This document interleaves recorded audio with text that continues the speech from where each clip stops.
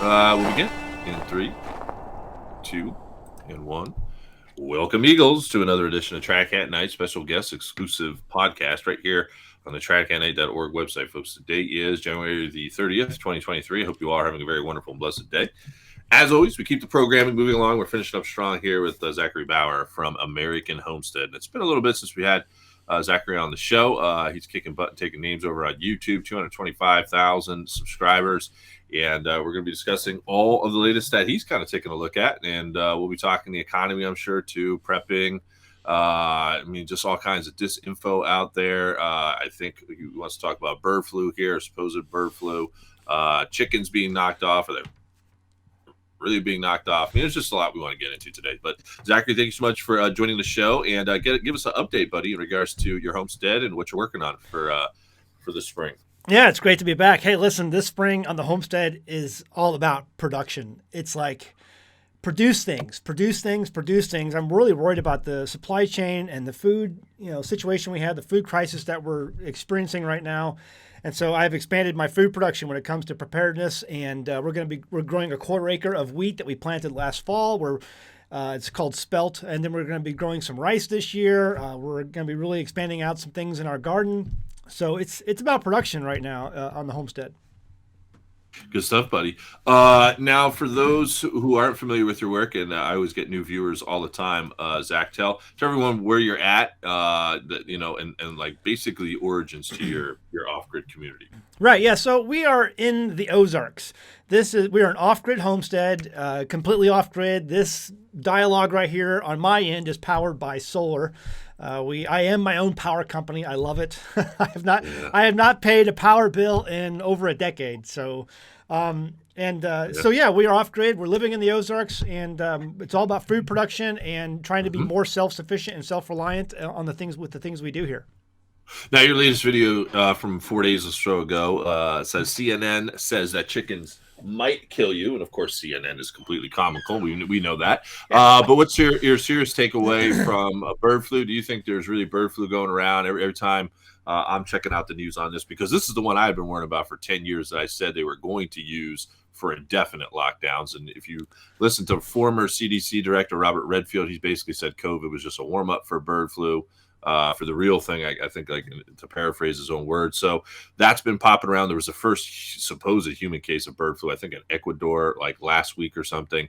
What do you think's really happening there? Are chickens really dying, or is this all just a way or a means of people from staying away from getting chickens, or will they just come to your homestead or your home and just say, we got the warrant out for your chicken. We're gonna have to take.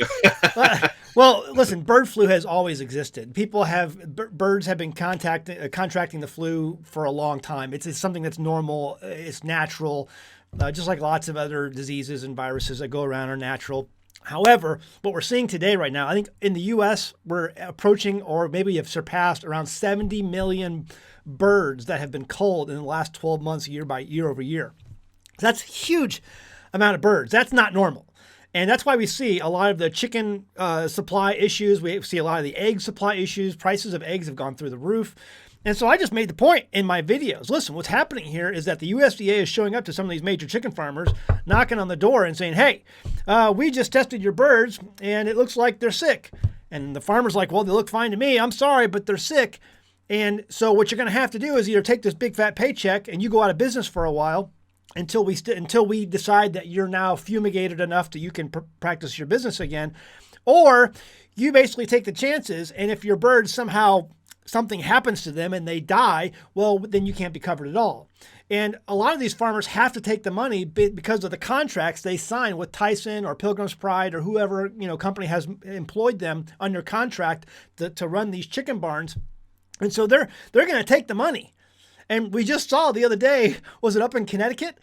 This gigantic fire that took place at this gigantic factory where all these eggs are produced with all these chickens, and it just went up in smoke. And that's what's happening is these agents are basically coming out and they're saying, it'd be a shame, if something happened to your chicken barn, so you should take this money. It's Al Capone all over again in the 1920s. It's 2020s, and they're doing the same thing. Oh, buddy. Oh, makes your blood boil. It Now, does. you were talking energy there a minute ago with solar, and I'm fully solar too at one of the locations that I'm at. But I've been hearing the same stuff that you've been hearing in terms of they're coming after the gas stoves next. We've seen legislations in times past. I think it was one area in upstate New York where they Yep. already had a ban on wood stove or something like that. But you had a video, my goodness, 120,000 views nearly from a few weeks ago. By far your most popular video being circulated. This is how they're going to ban wood and gas stoves. What did you talk about there? Well, actually, my first video I did on talking about banning stoves, it's got over 1 million views. Geez. See, I've been talking about this for a while because really they've been targeting this for a while. For the last few years, especially in places like California and some of these other more progressive states, you can't even build a home today, and it's been that way again for some years, with a wood stove in it. You can be grandfathered in some of these municipalities, but you can no longer build homes, new homes in a lot of places with a wood stove in it, or the insurance companies will deny you insurance. And if you have a mortgage, you have to carry insurance. So they'll deny you insurance if you have a wood stove in your home. And that's why they're phasing these out. They're trying to move people away from this sustainable source of heating and then move them over to electric, which we don't have the ability to, because they're shutting down all these electrical resources, like coal and oil and natural gas and things like that. So they're basically tying our hands on how we can heat our homes in the wintertime. But this has been coming for some years. And just this last year, California basically announced that they were coming after natural gas appliances and propane appliances. And so when the news hit that Biden talked about taking these things away, it was not news to me. This has been coming for a while. They are open about it, but there was so much pushback on the Biden administration that they backed off on it. And you talk it all over on your channel. We're going to talk economics here in just a moment. I know when we've done shows in times past, we've done some great breakdown and analysis, and it hasn't gotten any better, obviously, since the last time we talked. But zombie apocalypse, many people talking about that, right? CDC has got an official page. I've gone back and I started watching The Walking Dead, and that's basically predictive programming for the Dark Winter script. And we'll see what happens. According to the Dark Winter script, Russia will be blamed on a smallpox attack, and then there's other different theories out there too. But you got a video here, 3 ways to save you from the zombies, and I'm guessing you're being somewhat sarcastic there. Beans and rice won't save you. But what were some of the areas that you discussed there? Since I talked, go ahead. Well, yeah, it's just there's lots of things you need to be able to look at. But I try to focus in those videos on some things that you just should concentrate on. Food preparation and storage, personal self-defense. These are all things that, the preppers get, called tinfoil hatters because we talk about these things. But these are just basic common sense things that were normal for people who had lived through harder times or throughout history in hard times, things that they could take to prepare. Like I say, becoming a producer. Nobody produces anything today. I mean, it really, you go to somebody's house, and you knock on their door, and you say, what do you do? It's like, well, I'm a nurse. Okay, you provide a service. But you consume things as a nurse, bedpans, sheets, bandages, needles, tubing, whatever you use, all produced in China. And then you go to the next house. You say, well, what do you do for a living? Well, I'm a janitor. But you use things that are all produced in China. You're a service provider. You're not a producer. Finally, after about 100 houses, you get to somebody who says, yeah, I grow my own tomatoes. Oh, finally, someone who produces something. And so I say, listen, the best way to prepare for all this insanity that's coming, which we know is coming, you have to be a complete dolt to not see it, then it's just to start producing things. Start producing. Listen, I've told people on my channel recently, this is going to be a giant crap sandwich. And the only way, we're all going to take a bite of it. All of us. But the only way we're going to mitigate some of that harshness of that bite of that crap sandwich is to start taking steps to produce things on our own so that when everything is taken away for us, we're not completely left naked and vulnerable and have nothing left that we can use. Now, one product I was hoping get your analysis and take on, see if you eat this stuff yourself. Came from one of my guests. He's former higher up, actually, in the federal government, who's been following my stuff for quite some time. Jerusalem artichokes, apparently a superfood. And after he had mentioned it, Tommy, I went back and I started researching. I was like, dang, this this thing is pretty much a superfood. But a lot of people complain, it gives them gas and it doesn't really taste like anything. And I'm going to try to grow it this spring right on my own property. Wanted to see if you grew it. Maybe give me any advice. How do you cook it? How do you eat it? All that good stuff. Yeah, we've made soups with it. We've made potato chips with it. We've done all kinds of things with it. Listen, you're going to need to experiment with cooking it to find which way is best for you. That gives you the gas. Sometimes it can create gastrointestinal issues. Nothing serious, but just gives you some gas. But if you experiment with different ways to cook it, you can mitigate that or eliminate it completely. So it's not that big a deal. But yeah, the thing is an amazing grower. It is a superfood. I've done lots of videos on this in the past, so you can look them up by just Googling Jerusalem artichoke under my videos. But yeah, it's invasive almost even. So put it in a place in your property or on your property where you don't mind it taking over and spreading, because it will spread some. No matter how hard you contain it, it will spread. But it's a fantastic grower. It looks pretty. It makes a really pretty flower, and it produces an amazing tuber that whenever you need some, you can just go out in the wintertime and pick up what you need, and then come back a week later and get some more out of what you need, and just harvest from it all winter long. And normally during a time when you can't harvest anything, but you can harvest from that. Yeah, good stuff. Now, were you following? I'm assuming you followed. Did you follow Davos pretty well? 16 through 20. You want to give us your breakaway? I mean, one of the main headlines outside of them talking about a future pandemic in 2025, and the whole thing was cooperation. We all got to come together. But cyber attack was talked about a lot. And again, this is why I went out and I got the EcoFlows. I got the solar system. As a matter of fact, I'm going to get probably 3 more before April, and I'll feel really good, because basically my system as is, even though I'm not off grid yet and I'm still looking for land here in the Ohio Valley area, I basically have air conditioners, backup air conditioners. I got food all over the place, and it's just going to run off of that. Like, I have enough EcoFlows to run it like 24/7, which is a lot. You know how expensive those things are. But nevertheless, talk to us about your takeaway from Davos, cyber attacks. Probably it's gonna provide a full array of functions for them, but one of which will probably bring down the banking system too. So we'll get into the economy too. But I'm thinking that's how they'll probably shut down people's bank accounts as well. But what's your thoughts? There's a lot of things, a lot of different avenues I could talk about with this. The Davos thing, I'm definitely paying attention to it. They're talking about the coming cyber attacks and taking the internet down, which I really don't think is going to happen, because they're using the internet so heavily to keep us all medicated. Listen, the reason I moved out in the middle of nowhere is because I know that there's no taking this country back. We're too addicted to crap food. We're too addicted to pornography. We're too addicted to medicines. We're too addicted to our devices. Men will not rise up. There's not enough men to rise up and stop all of this insanity. And so that's why I tell people, I say, get your family, go find a hole and crawl down in it, because your best bet is just wait for this to pass over, and hopefully there's something that can rise up out of it that's useful. The Davos thing, they spoke about the coming cyber attack. They spoke about coming pandemics. They spoke about vaccine passports again, and making sure that people, they know where you're at when it comes to all the shots. And so that all that stuff is very worrying to me. However, when I always tell people, when in doubt, zoom out.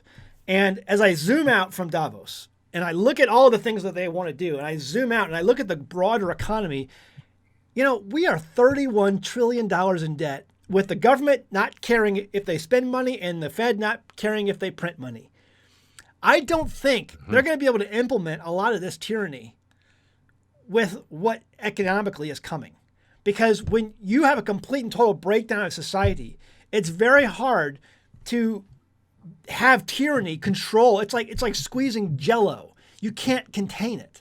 And so I have always said, I really see the balkanization of the West and America. I see breaking off into little red and blue areas all over the country, because they will not be able to, I don't think, enforce all of this tyranny that they want. Because they all believe in the economic theories that they're pushing. They believe in MMT, the modern monetary theory. They believe in that. And so if that's the case, it's not going to work. It's going to fail. But that's what they're pushing. And I think they're going to realize, like the East has, the BRICS nations have, that when all this stuff fails, and it will, you go back to gold and silver. And I think just the other day, the Soviets, Saudis, and South Africa all announced that, hey, listen, we're in on a gold-backed currency. Yeah, they're buying up a storm. No question about it. And it's a currency that's going to be shared amongst them. Mhm. Mhm. What I mean, since we didn't even, I didn't even have this originally down on my schema here this morning. But what's your takeaway from the war side? I know you're a Bible man too as well. Are we getting closer to that midnight hour between Russia and Ukraine, or do you think they're just going to take it to such a level, use the fear porn, and then pull the strings on, or do you actually think something will happen? Years ago, when Trump was in office, the Democrats were accusing him of trying to start a war with Russia. And I said, not going to happen. There's too many gravy trains running. The gravy trains have stopped. Okay. So that's when you got to worry about war. Listen, I have some experience in the military. I was part of the 1st Old Ironsides, 1st Armored Division. I was 1st Battalion, 6th Infantry out of Baumholder, Germany. It was a mechanized division, or mechanized battalion. And I'm telling you, they're sending 31 Abrams tanks along with Challengers and Leopard tanks from Germany and Britain. Yeah, The Abrams is unmatched. You put that kind of tech on a battlefield, and Russia has no choice if they want to win this thing to ramp up. We are already at war. There's plenty of YouTube channels out there right now where you can watch the GoPro footage. There's Americans, either special operations or mercenaries, fighting in Ukraine right now, advising the Ukrainians. And I mean, we're already at war. We're already at war with them.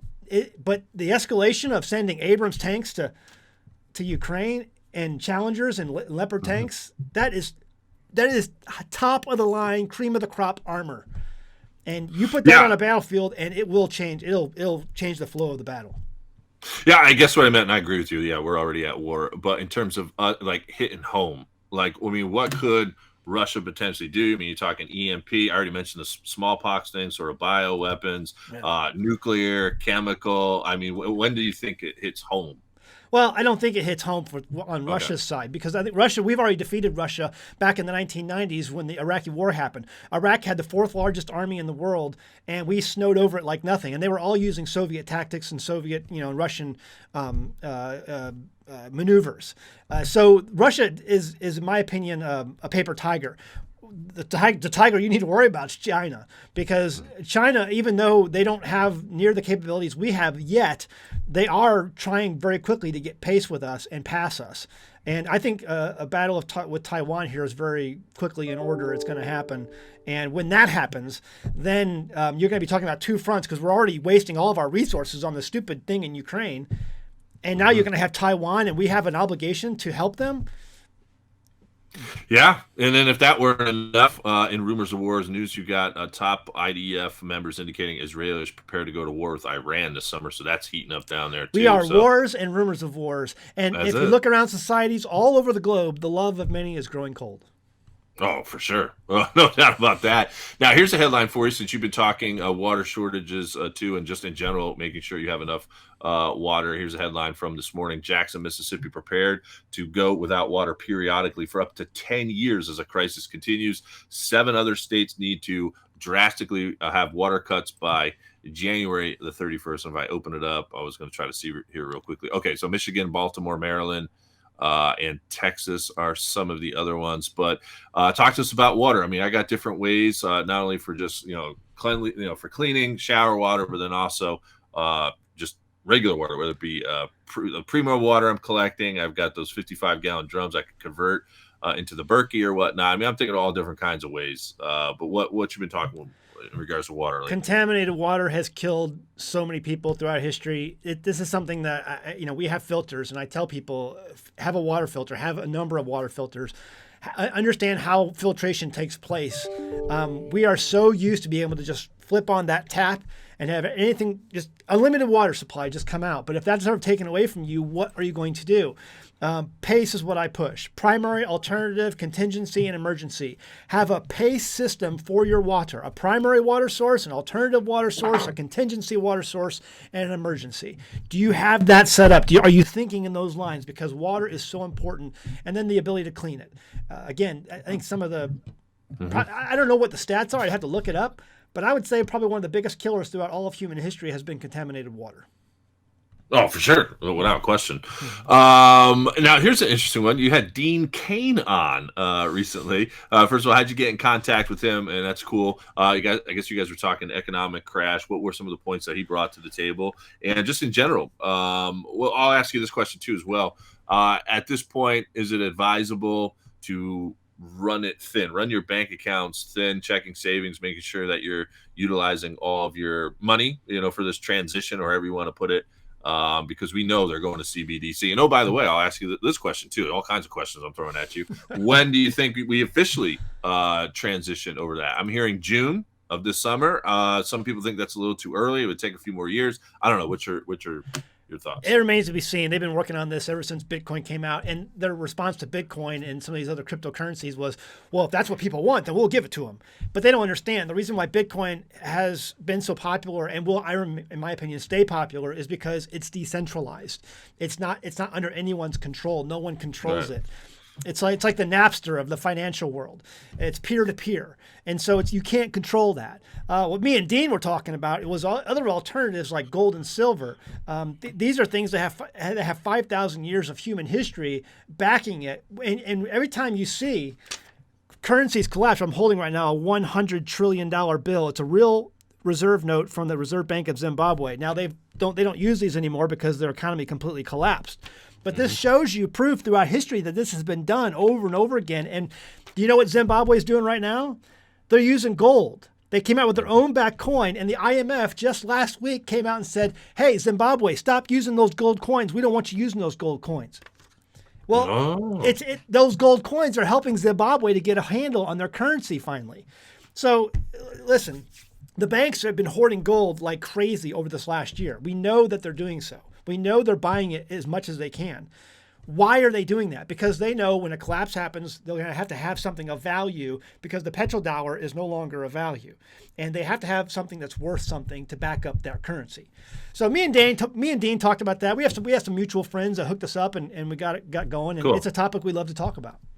Yeah, good stuff. Now, one video here from the past few weeks, you indicate hyperinflation is absolutely guaranteed at this point. Is there any one specific economic indicator? We all know the numbers they're putting out are just made up. Basically, they're bingo ball numbers at this point, right? Right. Yeah. All the stats that they're putting out are insane. They're saying inflation's getting better, but listen, I go to the grocery store. Okay, I'm just a normal guy who goes shopping, and the prices aren't coming down. They're getting worse.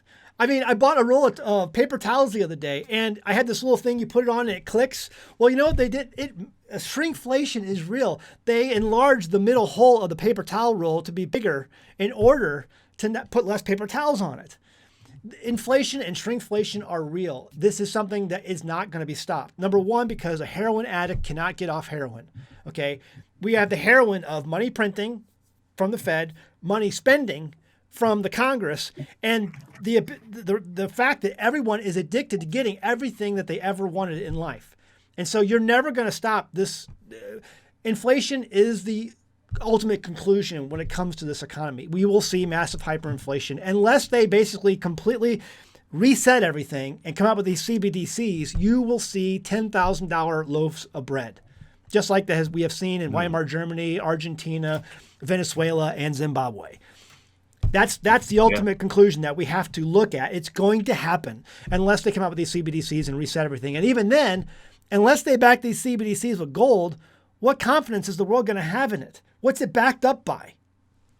Right. Bill Gates Beetle Burgers, maybe. I don't know.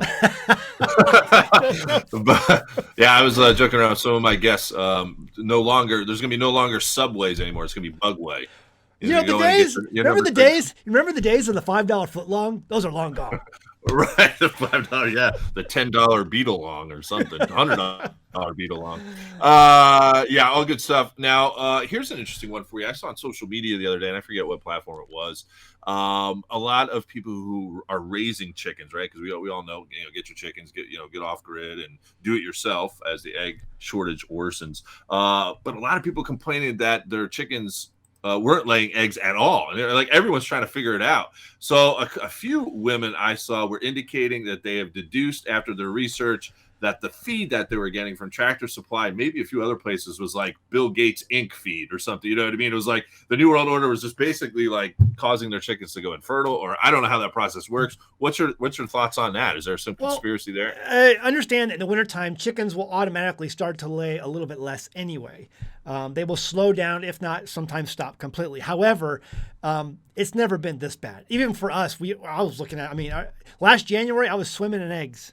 Okay, and I was pickling them, because I had so many. But Okay. and there's so many stories out there that are people who've been doing chickens for 30 years who have never seen this, and then when they switched feeds, or they started doing just table scraps and things like that, their chickens started laying again. So I think there is something to it. Understand that Tractor Supply gets their feed from a black label feed company. Okay, there's somebody out there who makes this feed, and then they sell it in bulk to whoever wants it, and they put their labels on it. There's lots of feeds companies who do this. Tractor Supply is just one of them. So who is running that feed, that black label feed? I don't know. But yeah, it definitely seems like there's something to this story. And I know a couple of independent labs that I know that I'm on Twitter, and they're checking into this to see what's actually in this feed. And so maybe more will come out of it. We'll have to wait and see. Now, in one of your videos here, bread and power stations, you're obviously talking emergency power options. I mentioned the one that I finally went with the advice or counsel of, I'm not sure if you're familiar with Ken over at Pinball Preparedness, ex-military guy. He's got a pretty decent channel. He does my show every month. And but I don't know, maybe it's not the best one, I guess, suiting your own needs. Do you have a particular favorite in regards to power stations? I've tested out a few of them. We have a Blue Eddy here on the homestead. We have the Ocatel here, a couple different ones of those, and we're experimenting with those and some others. There's the Jackery ones. We have one of those, I think, too. We've got a few different ones of these, and I think, listen, my main issue is what's your implementation for this going to be? Is it going to be for a power outage that's only going to last for a certain amount of time, and you're going to be needing it to keep a freezer running that's full of meat? Or are you planning on hooking up a solar panel system that's going to keep this thing charged and use it indefinitely over and over again? Understand that there's different types of batteries in these things. There's a lithium iron and a lithium ion. Lithium iron are the ones you want, and not all of them are made the same. Okay, I honestly didn't know that. And I thank you for that that analysis there. I'm gonna have to look that up and figure out which one I got now. Now, in regards to, how about this question? We obviously know the Communist Manifesto. I mean, you don't want anyone to own property, whether it be you're off grid or you're just owning a home. What's the concern level for you in regards to, how do I put this, an eventual takeover, if that's possible? I mean, listen, I got a lot of guests that say that we're going to be headed down that path soon, especially if we run our military thin above and beyond. But being off grid and all that stuff. You have this video here, and I'm trying to tie this in. The USDA wants my farm information. We know Bill Gates is the largest private landowner now. I don't know what percentage is 60, 70, 80% at this point. What's the concern level? How will you know when you feel like you're being pushed off of your land, or when the when the commies come? Are you at all concerned about that? I am a little bit. I mean, it's definitely on my radar. However, I think that the people who are living more in urban and suburban areas are much more likely to be, pushed aside and into certain places. There's this phrase out there: you get the most juice for the squeeze, and there's just not a lot of juice, for the squeeze that you get out of here. I mean, in places that are so rural where I live, and other places where people live like that, it's very hard to spend the amount of assets it's going to take to be able to push people out and physically, because you're going to have to physically remove people if that's the case. And I don't think that's going to be the case. I think that they're going to basically try to keep people as dependent on the system as possible, and try to keep people corralled and controlled as possible. You've probably heard about these 15-minute cities and things like that. Yeah, so it's stuff like that. However, I don't see that happening near as much where I'm at. But it definitely is on my radar, and I am concerned about it. Yeah. Yeah, I mean, because think about it. I mean, we know that looking at the track record of communists and seeing what they've done to people who've had land or farms. That was my concern level. I was like, okay, I want to get land, but am I buying it too soon? Knowing that, okay, prices might come down. I mean, I still want to get land, but I have that sort of in the back of my mind, will I be on the radar a little bit? Yeah, I really expect prices to come down at some point. The prices are so astronomical and have remained so elevated over the last couple of years. I just don't see how they don't come down, especially as people are being laid off. There's more jobs being lost. People who have lost their job are not going to be able to pay mortgage bills and rent bills. And so I see definitely a consolidation, a dropping of prices coming soon. But, it remains to be seen. I mean, I don't believe any of the numbers. I know they have a plunge protection team. And that plunge protection team is keeping things pumped up. So, who knows what's going to happen? All I know is that, I have some dry powder on the side that I can use, some liquidity that I can use to pick up some things if things come up for a bargain. But, it remains to be seen. Now, this would be some advice for me and others who are listening to the program that might be starting their own homesteads here soon. You have a video here. 1 acre homesteads can give you almost everything. First of all, we want to break that down, but let's say, I don't know. I mean, well, first of all, how many people would you say that could cover? I mean, the land I was looking at here towards the end of the last year, and the reason why I really didn't go forward with it because I didn't want to carry a mortgage into 2023. Yeah. It was 35 acres. It had 3 big lakes. It had a home sort of on site. I mean, it would have been really ideal. But again, it would have been tough, with the mortgage, the amount of the mortgage in 2023. But I guess the question I have for you is how many people, if you got 1 acre, are we talking, could it carry a family or a couple of families, 12 or something? How many people could that Definitely a family of 4 or 6. I think for sure. Mm-hmm. I've seen people do some amazing things with an acre. There's been books, and I mentioned this in the video, there's been lots of books written about what you can do with an acre of land. And some of the things are absolutely possible. I have seen it. So in fact, one reader, I even did a video on one reader who sent me in his 1 acre plot and basically detailed with a legend all the different things he has on his acre. Now, almost everything means not everything. Like a milk cow. Milk cows require a little bit more room.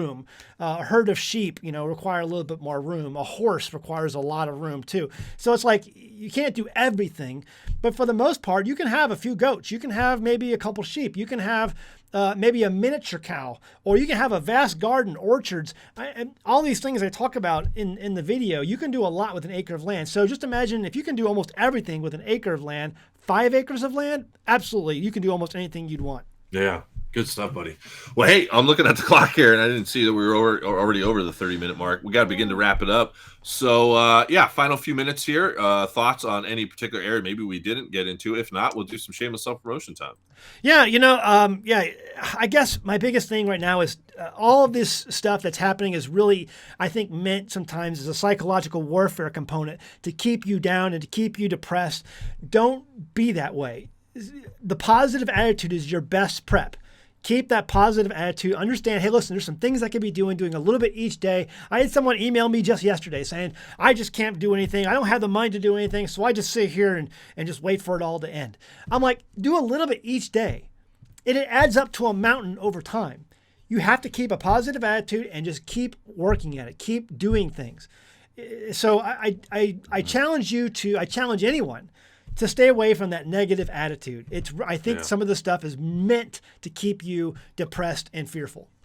Amen. I'm right there with you. Again, get on over to American Homestead, folks. Nearly 226,000 subscribers now. You get there and follow Zachary's work. And folks, listen, until next time, stay safe. God bless. This is Grandma. Grandma survived the Great Depression.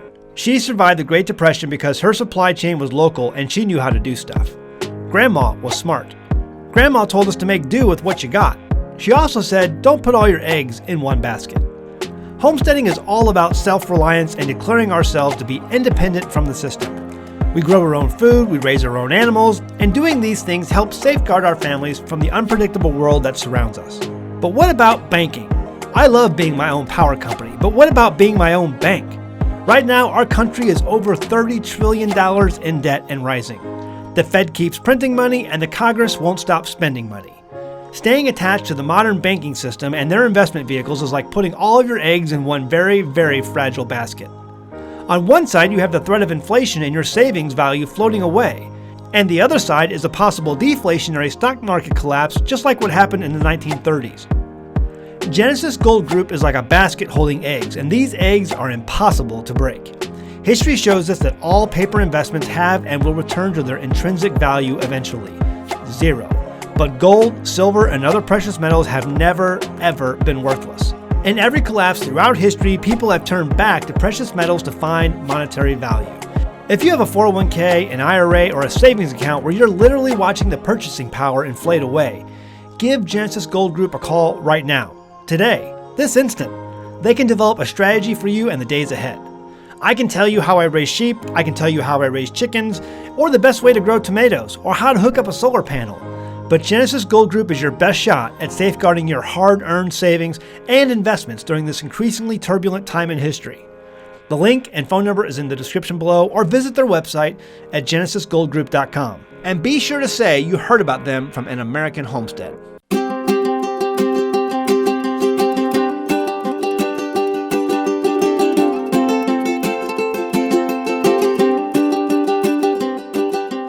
Hey guys, did you know you can become a patron of An American Homestead? They get access to private videos, and we send them gifts from the homestead that we make here on the homestead.